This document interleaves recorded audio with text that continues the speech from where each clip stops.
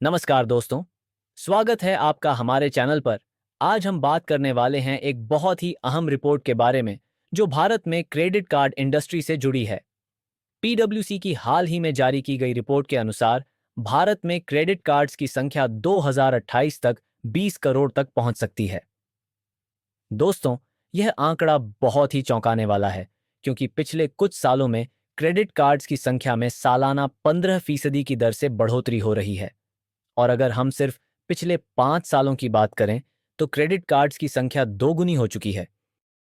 Credit cards की संख्या में तो बढ़ोतरी देखने को मिल ही रही है, लेकिन इसके साथ ही क्रेडिट कार्ड इंडस्ट्री में ट्रांजैक्शंस भी तेजी से बढ़ रहे हैं।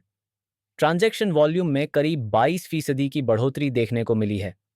और दोस्तों, अगर ट्रांजैक्शन वैल्यू की बात करें तो इसमें 28% की बढ़ोतरी हुई है। इस रिपोर्ट में एक और बड़ी बात यह कही गई है कि डेबिट कार्ड्स के इस्तेमाल में गिरावट देखी गई है। डेबिट कार्ड ट्रांजैक्शन वॉल्यूम और वैल्यू दोनों ही कम हुए हैं, जो इस बात का संकेत है कि लोग अब क्रेडिट कार्ड्स को ज्यादा प्राथमिकता दे रहे हैं। वित्त वर्ष 2023-24 में डेबिट कार्ड्स के ट्रांजैक्शन का वॉल्यूम 33% तक गिर गया है और खर्चे भी करीब 18% घट गए हैं। अब इस गिरावट की एक बड़ी वजह यूपीआई का बढ़ता क्रेज भी है। यूपीआई का इस्तेमाल करना लोगों के लिए बहुत आसान हो गया है और अब छोटी से लेकर बड़ी दुकानों तक यूपीआई पेमेंट काफी लोकप्रिय हो चुका है। इसके लोकप्रिय होने की एक और वजह यह है कि इस पर जीरो मर्चेंट डिस्काउंट रेट लगता है, यानी वेंडर को कोई पैसा नहीं चुकाना पड़ता।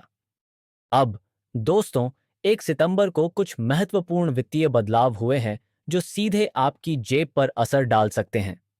ये बदलाव क्रेडिट कार्ड से जुड़े हैं और इनमें सबसे अहम बदलाव रिवॉर्ड पॉइंट्स को लेकर है।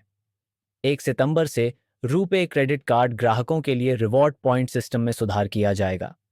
अब से रुपे क्रेडिट कार्ड को यूपीआई लेन देन के लिए भी रिवॉर्ड पॉइंट्स मिलेंगे, बिल्कुल अन्य भुगतान सेवा प्रदाताओं की तरह। एनपीसीआई ने इस बदलाव को लाकर रुपे क्रेडिट कार्ड्स को और अधिक आकर्षक बनाने का प्रयास किया है। इसके अलावा एचडीएफसी बैंक भी 1 सितंबर से नए रिवॉर्ड पॉइंट कैप लागू कर रहा है। बैंक ने यूटिलिटी और टेलीकॉम ट्रांजैक्शन से मिलने वाले पॉइंट्स की संख्या को हर कैलेंडर महीने में 2000 तक सीमित कर दिया है। इसके साथ ही अब क्रेड, चेक और मोबीक्विक जैसे थर्ड पार्टी ऐप्स के जरिए किए गए स्कूल यानी फीस के लिए रिवॉर्ड पॉइंट नहीं दिए जाएंगे।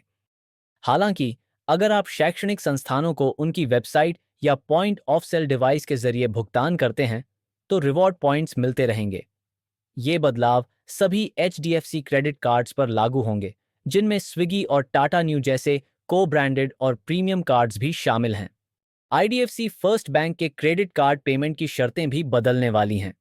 सितंबर 2024 से स्टेटमेंट जनरेट होने की तारीख से पेमेंट की ड्यू डेट को 18 दिन से घटाकर 15 दिन कर दिया जाएगा।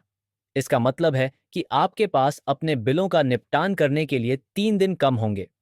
इसके साथ ही बैंक ने मिनिमम ड्यू अमाउंट भी घटा दिया है, जिससे ग्राहकों को अपने क्रेडिट कार्ड्स के बिल्स का भुगतान समय पर करना और भी जरूरी हो गया है। तो दोस्तों, ये थे आने वाले दिनों में क्रेडिट कार्ड से जुड़े कुछ महत्वपूर्ण बदलाव।